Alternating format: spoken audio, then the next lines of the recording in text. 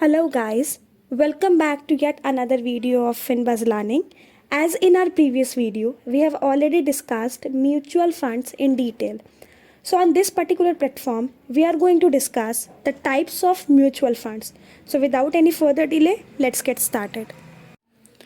So let's discuss different types of mutual funds. As there are numerous types of mutual funds options available if you are thinking about diversifying your financial portfolio. They can be divided into different categories according to traits including risk, asset class, and investment objectives. So the first classification is based on asset class, under which the very first type of mutual fund is equity funds. So equity funds also go by the name of stock funds because they invest largely in equities. They invest the money gathered from a variety of individuals with varying financial situation in shares or stocks of various businesses. Gains and losses related to these funds are purely based on the performance of the invested shares on the stock market. Now the next type of mutual fund under asset class classification is debt funds. So debt funds invest largely in treasury bills, bonds and other fixed income assets. They make investments in a range of fixed income securities including fixed maturity plans, that is FMPs, gilt funds, liquid funds, short-term plans, long-term bonds and monthly income plans among others. The next type is money market funds. So investors invest in the money market, commonly referred to as the capital market or cash market, in a similar manner. The government manages it via issuing money market assets including bonds, treasury bills, dated securities and certificates of deposit, among others, in collaboration with banks, financial institutions and other businesses. The next type of mutual fund under this classification is hybrid funds. So equipping the gap between equity funds and debt funds, hybrid funds or balanced funds are an ideal combination of bonds and stocks. Either a fixed or variable ratio may be used in this. In essence, it combines the best features of two mutual funds by, for example, allocating 60% of assets to stock and the remaining 40% to bonds or vice versa. Now the next classification is based on investment goals.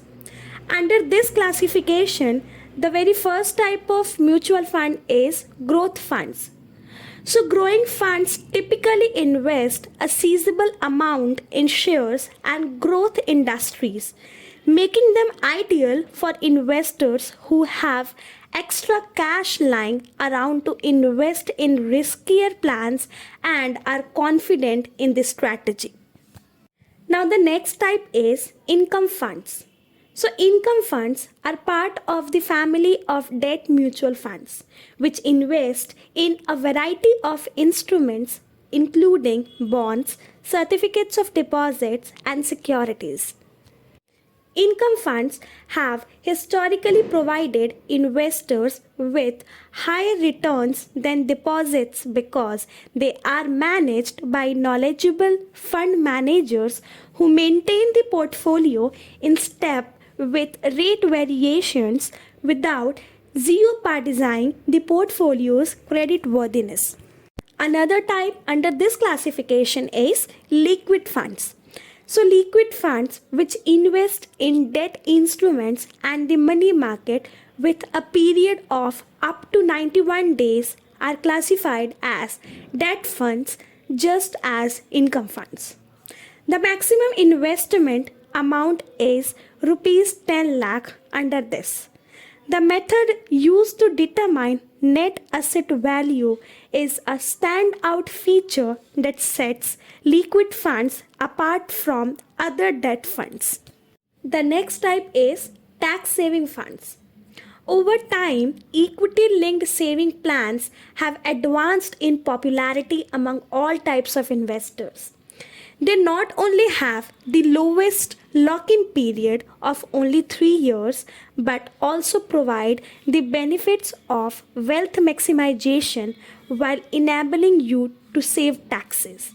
They are known to produce non taxed returns in the region of 14 to 16% when investing primarily in stock.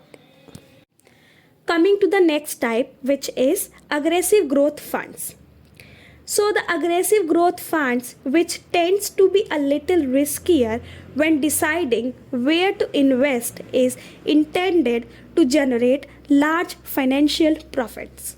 Although subject to market volatility, one can choose a fund based on its beta. For instance, an aggressive growth fund will display a higher beta such as 1.10 or above if the market displays a beta of 1. The next type is capital protection funds.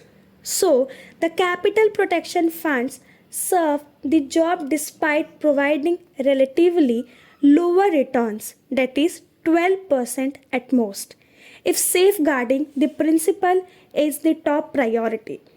The money is split between equity investment and bond investments by the fund manager. Although there is a very minimal chance of suffering a loss, it is recommended to stay invested for at least 3 years to protect your money, and the returns are also taxable. The next is fixed maturity funds. In order to benefit from triple indexation and reduce their tax liability, many investors opt to invest closer to the end of the fiscal year. Fixed maturity plans, that is FMP, which invest in bonds, securities, money market, etc., give a wonderful possibility if you are uneasy with the debt market trends and associated dangers. Now, the last type of mutual fund under this classification is pension funds.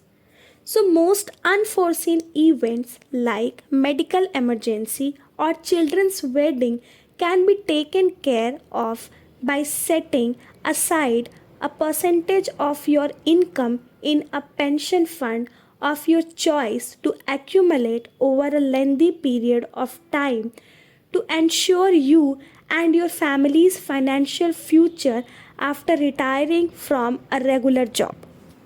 Now, the next classification is based on structure. Additionally, mutual funds are categorized depending on many characteristics like risk profile, asset class, etc. The structural division into open ended, close ended, and interval fund is rather broad, and the distinction is principally made by the ability to buy and sell individual mutual fund units. So, the first type is open ended funds. There are no specified restrictions on open ended funds, such as a time limit or a cap on the number of units that can be traded. With these funds, investors can exchange funds whenever it's convenient and exit, when necessary, at the current net asset value. The next type is close ended funds. So, the unit capital to invest in close ended funds is predetermined.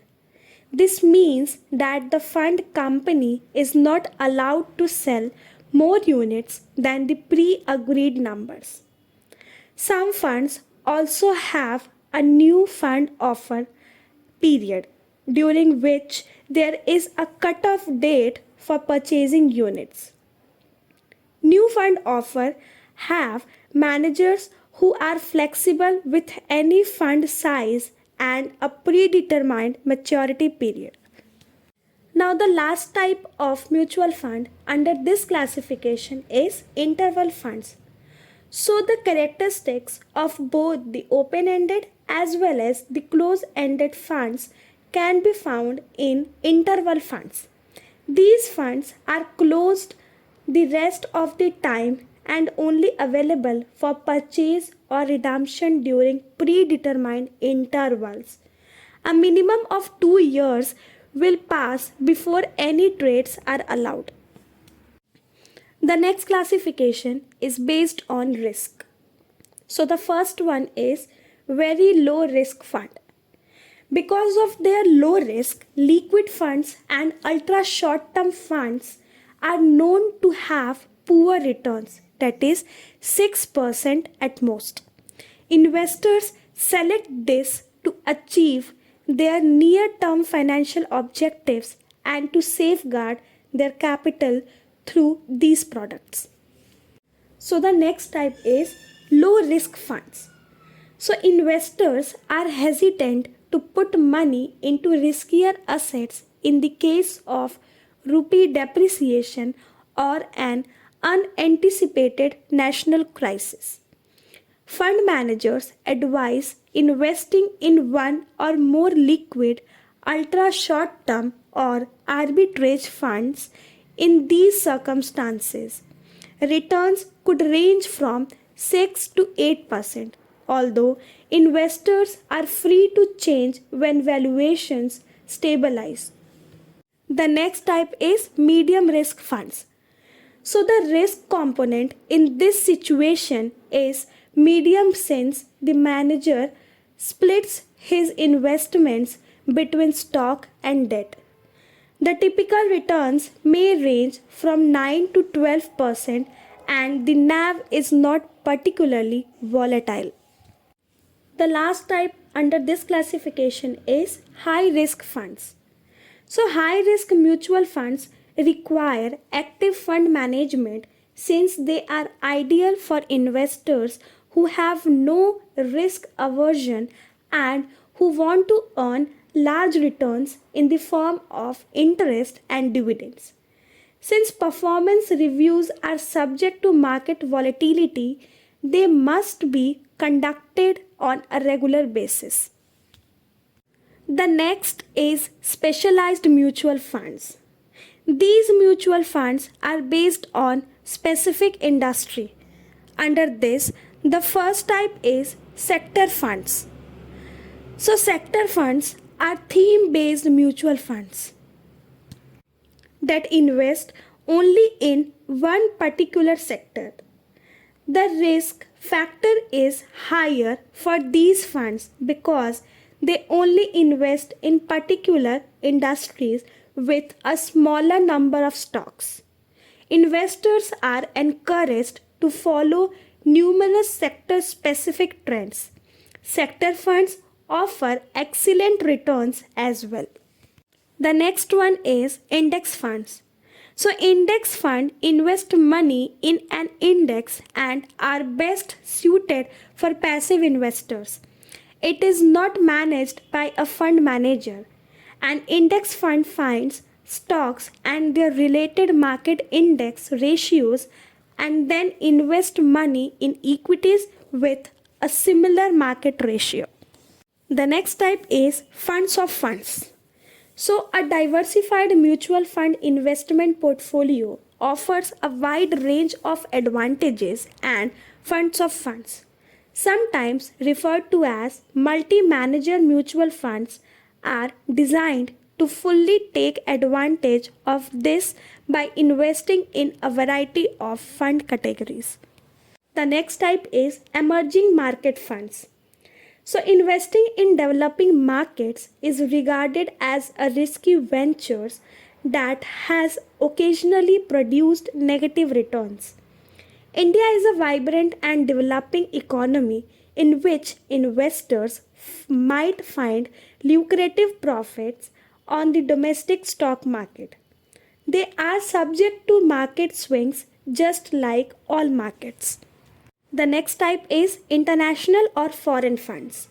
So foreign mutual funds, which are favored by investors, wishing to diversify their portfolios internationally can offer profitable returns even when the Indian stock markets are performing well. The next type is global funds. So, global funds are quite different from international funds. A global fund contains investment in your local nation even though it primarily invests in global markets. The international funds, whereas, are solely focused on international markets. Coming to the next type, which is real estate funds. Due to the numerous dangers associated with such projects, many investors are still unwilling to participate in them despite the real estate boom in India. Real estate funds can be a great substitute since they allow investors to participate indirectly by investing in established real estate firms or trust rather than individual real estate projects. The next type is commodity focused stock funds. These funds are perfect for investors wishing to diversify their portfolios and have a healthy appetite for risk.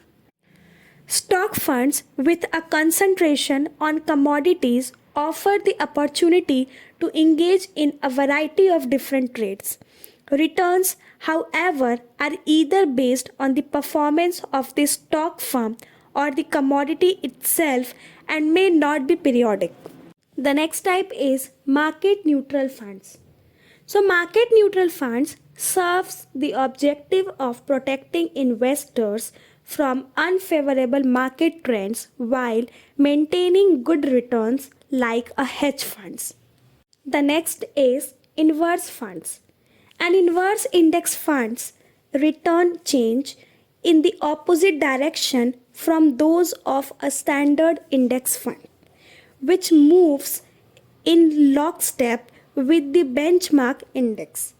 It simply involves selling your shares when the stock declines and then buying them against at a lower price.